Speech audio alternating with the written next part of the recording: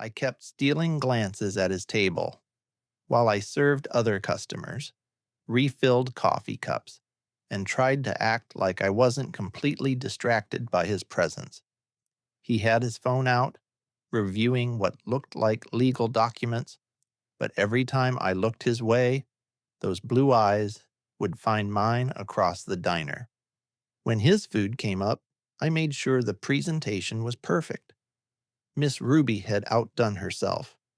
The waffle was golden brown perfection, the chicken pieces arranged just so, and I'd made sure to warm the syrup and put extra butter on the biscuits. "Here we go," I said, setting the plates in front of him. "The Magnolia's special, guaranteed to fuel you through whatever legal battles await." He took one bite of the chicken, closed his eyes, and made this little sound of appreciation that had me gripping the edge of the table. "Oh my God," he said, opening his eyes and looking at me with something approaching awe. "This is incredible. How have I lived in Austin for 3 years and never found this place?"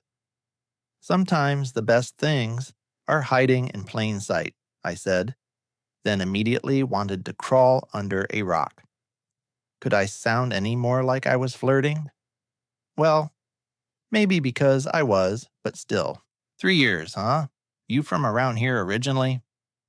He shook his head, cutting another piece of waffle. "Boston. Moved down when I joined the firm. Still getting used to the heat, but I love it here. The people are friendlier. The pace is different. Better." He paused, looking at me thoughtfully. "What about you?" "Texas, born and raised. Dallas originally, but I've been in Austin about 2 years now. Moved down for a fresh start, and this city just grabbed hold of my heart and wouldn't let go." "I know exactly what you mean," he said, and something in his tone made me think we weren't just talking about the city anymore. The breakfast rush was starting to pick up, and I could see other customers needing attention, but I found myself reluctant to leave his table. For the first time in longer than I could remember, I was having a real conversation with someone, not just taking orders and making small talk, but actually connecting with another person. "I should let you eat in peace," I said reluctantly. "Looks like you've got some serious reading to do before your case." "Actually," he said, gesturing to the documents spread on the table, "I'm defending a woman who's being discriminated against at her workplace, reading through her testimony, trying to make sure I don't miss any important details." Something in my chest tightened. What kind of discrimination? His jaw set in a way that told me this case mattered to him personally. "She's transgender. Been with the company for 5 years. Exemplary record.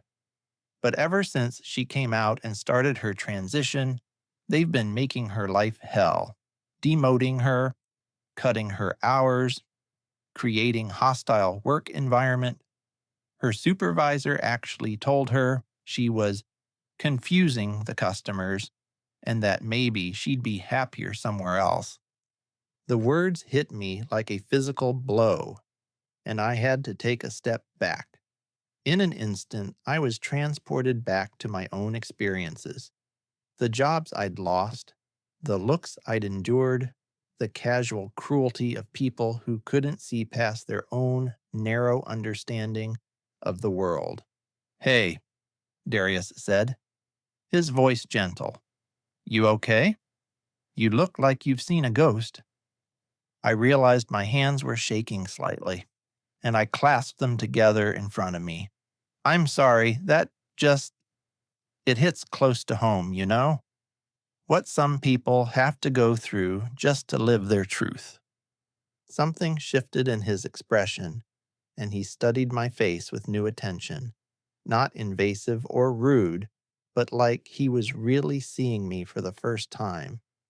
When recognition dawned in those blue eyes, it wasn't accompanied by disgust or discomfort, just understanding, and maybe something that looked like admiration. "You're brave," he said quietly, "living authentically in a world that doesn't always make it easy. That takes real courage."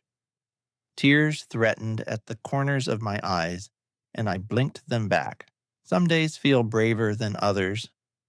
The brave days make up for the scared ones, he said, and the conviction in his voice told me he understood more about fear and courage than his polished exterior might suggest.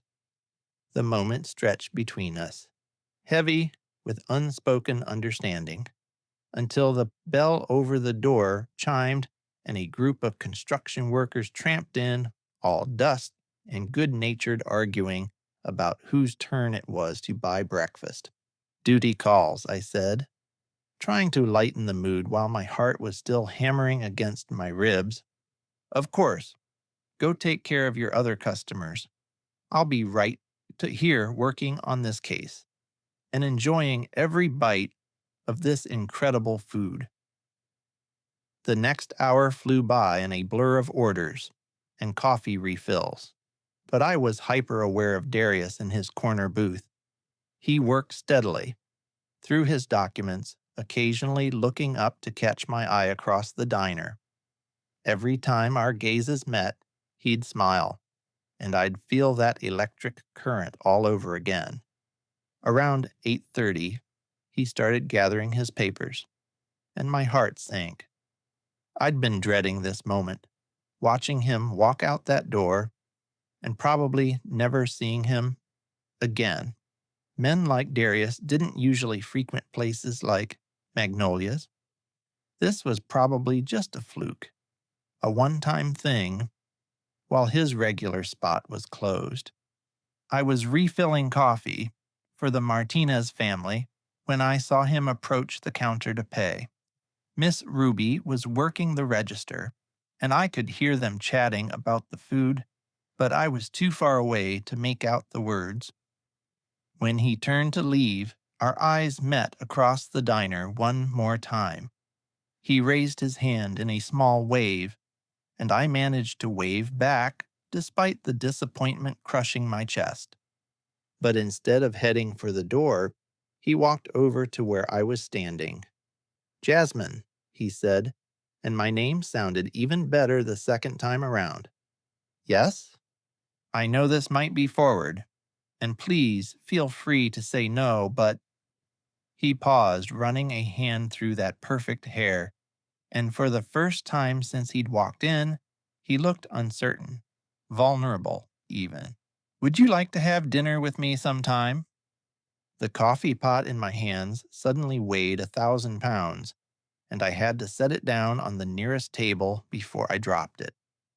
The entire diner seemed to fade away until it was just the two of us, standing in this little bubble of possibility. I started, then stopped. My heart was racing so fast I was surprised he couldn't hear it. "You're asking me out? On a date?"